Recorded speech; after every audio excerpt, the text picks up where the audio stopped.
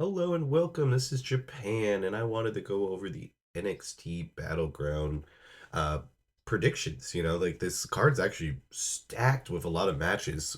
Surprisingly, I figured it was like they didn't have a lot of stuff going on, and they had like a couple number one contender matches, and then they just shoved a bunch of matches in there, which is not necessarily a bad thing, but I just did not expect it. But we'll start with, I guess, the new twist match, the last two matches they added, which was the Calling versus Briggs and Hank and Tank.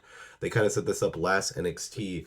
I don't think this is going to be anything super crazy. I feel like it's kind of crazy to have your tag team lose here, but the Calling desperately needs a win. So out of every match on this card, this one's going to be the one that's like literally could go either way. I feel like everything else kind of like, I feel confident in kind of picking who I pick because at least there's like something behind it. But this match is just so random that like it doesn't make a lot of sense.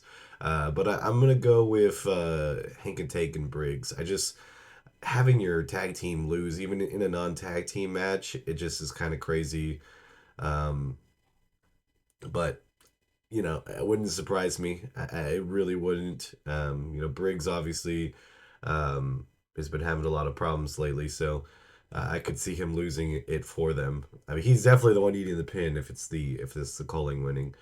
Next up, we have Kalani Jordan versus Soul for the North American Women's title.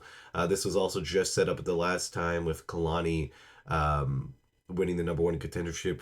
I mean, she wins the match. I don't think Zarya would have been the number one contender, even though it would have been kind of an awkward, fun moment for them because they're tag team partners. But I think it ended up being okay with having this. I believe Soul's going to win. I mean, she's a double champion currently, so there is at some point she's going to drop it, but I don't think it's this soon. She hasn't had that title for super long, and she's done a good job. I mean, obviously, she's been um, just an absolute demon when it comes to her moves out there, and it's been one of those things like she's been uh like she should have I believe won the North American title the first time in that ladder match, and she's just been kind of always that next person up. So I feel like she should have a decently long title run, and I do think Zarya should be the one that takes it from her, and they end their friendship slash partnership that way, because I don't think they're gonna make a play for those tag titles anytime soon. So I think that would be the call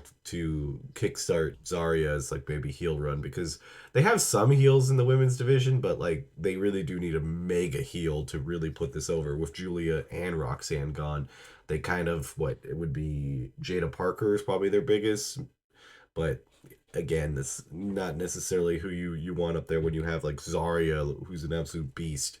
So I feel yes, Soul wins here and retains, so it sets up a match with Zarya. But I wouldn't be surprised if Zarya accidentally cost her something in this match. Maybe almost losing or something like that to add to this thing. Then we go to the core five matches that they've been mainly doing the storyline over the last couple weeks for. We'll start with Stax versus Tony D'Angelo.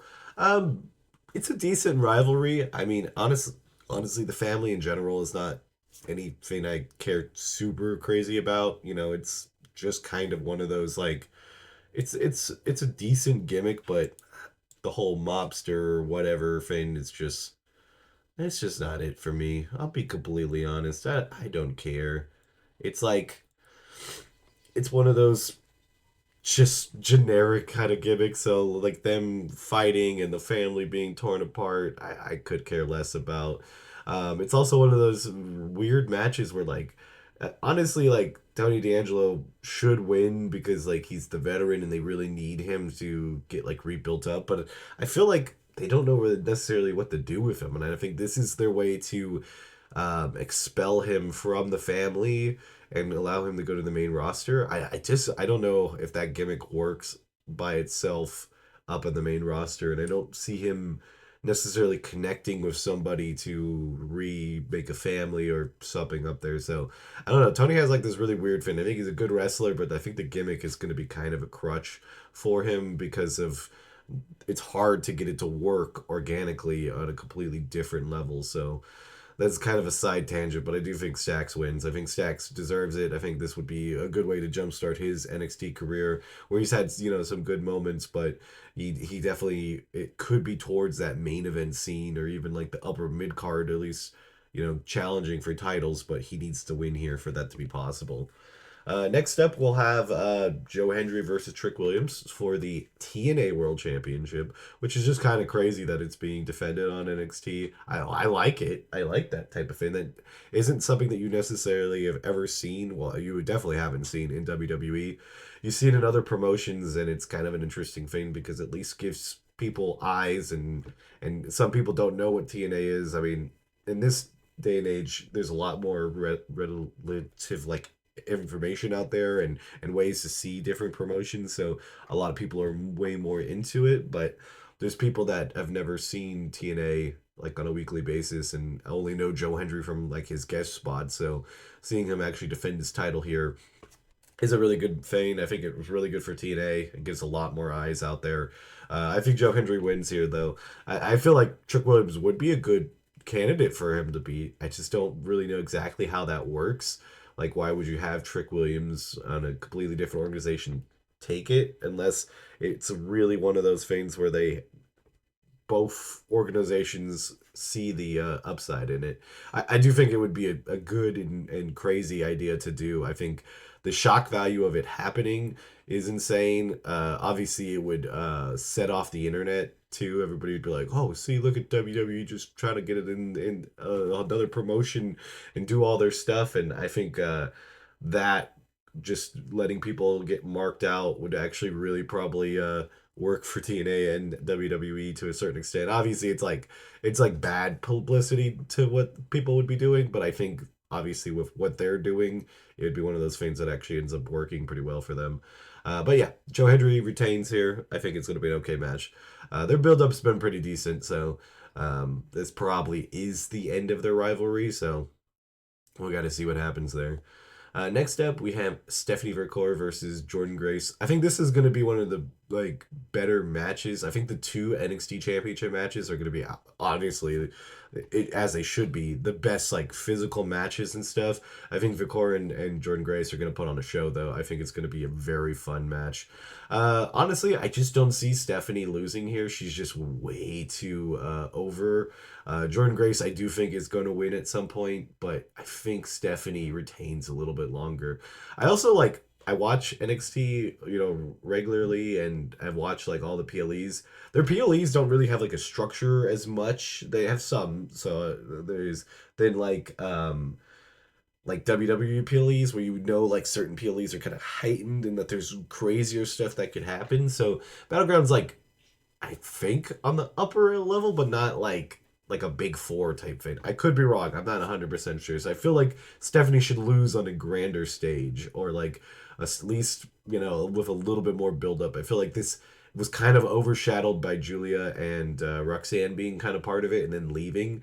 So I feel like if they then go past this, and I think Jordan Grace, maybe even turning would be a good idea. Like I said, the women's division kind of lacks a big heel. So if they're not going to turn Zarya anytime soon, Jordan Grace might be the person. I think it would really help with a lot of it. And obviously, Stephanie's killing it. So there is no point not to keep her with that title unless they're giving her a call up, which I don't think is anytime soon. So I think overall, pretty good. So we'll go to the main event. I guarantee this is the main event. It doesn't say, but the way that they have the match card laid out, it makes sense. It's Obafemi versus Miles Bourne. I think this is a great push for Miles Bourne. A lot of people do have feelings that he could win here. I necessarily wouldn't be opposed to it. I mean, I'd be perfectly happy. I just don't believe it happens. I don't know. Obafemi, I don't think loses this title by him being pinned.